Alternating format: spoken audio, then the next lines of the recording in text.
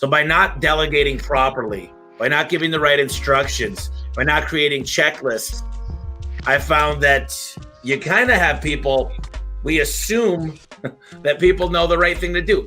I've literally gotten so pissed and said, isn't that just common sense? But I'm sure you've been in a situation that's similar, but it's because to some people, it's not common sense. And I think it is. Most stuff that people tell me is not common sense.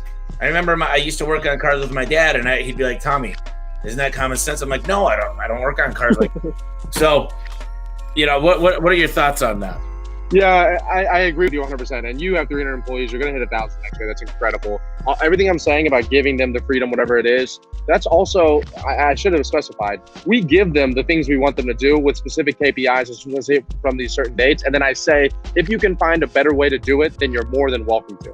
That's how I should have phrased it. So I still say, follow these exact instructions, do this, do this, do this, do this, do this. However, if during this process you feel like this part is redundant or you can do this a little more effectively, then by all means do that. But the bottom line is we want this kind of KPI and we want this result. But I could not agree more. But my point was it's also not just the virtual assistants. I have employees. I've just let a person go that's United States as a salesperson because of some of the things that he was saying on the calls. And like you just said, I'm like, does it make sense to tell that to somebody? Like, we don't even offer that and to promise them that? Like, does that make, well, I don't know. I'm like, okay, well, like so common sense is not common.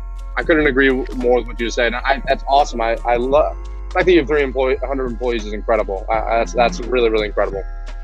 What I found though is my next big trip I'm going to do is going to be to go visit a huge company that's well over my goal next year, because I want to not make the same mistakes that they're making or they might have made in the past. And I can tell you that it's pretty interesting. I can tell you that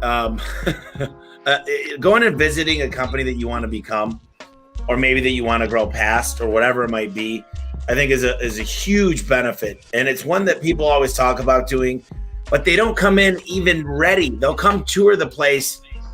The problem is you got to ask the right questions. You got to make sure you're with different members of the team. You have to have a plan going in. And this should take time. You should spend weeks on just the questions you're going to ask. A lot of people say, I'm just going to put myself in that and maybe I'll just be a sponge, and that's fine. But you're going to get a lot of stuff that you don't need and don't want right now. Maybe some stuff that you might even be better at that you shouldn't even have taken the advice. So go in where your weaknesses are and be able to recognize that. I think a lot of businesses don't take time to do that. How much has networking meant to you and your success here in the last couple of years? Yeah, a considerable amount. So I met, the first 6 months in business, we did $6,000 total revenue. It was terrible for me. And that was because nobody around me was doing what I wanted to do. And I also couldn't talk to anybody.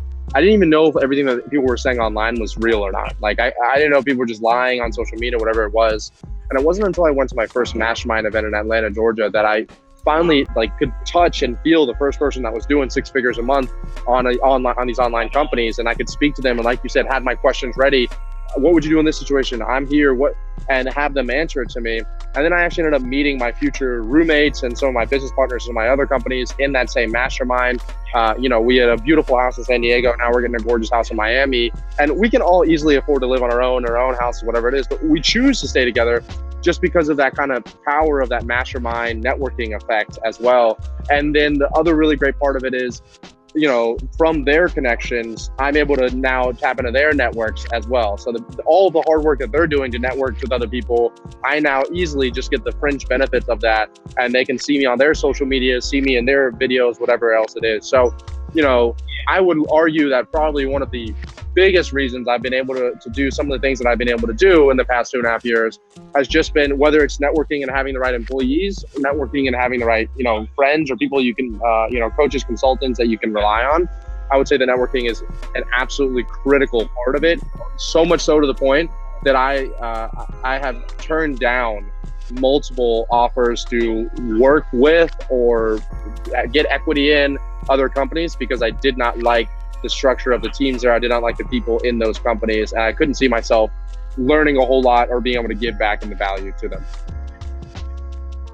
Yeah, that's interesting. What the biggest thing you're going to have to do as you start being more successful is the power to say no is what most people fail at.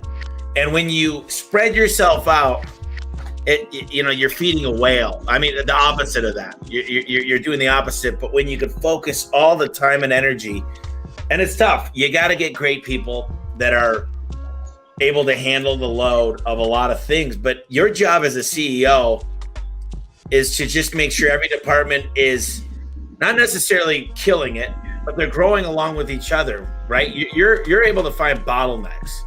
And I think that's kind of the job as the company grows, is you are the culture, you are the leadership, and you are the bottleneck finder.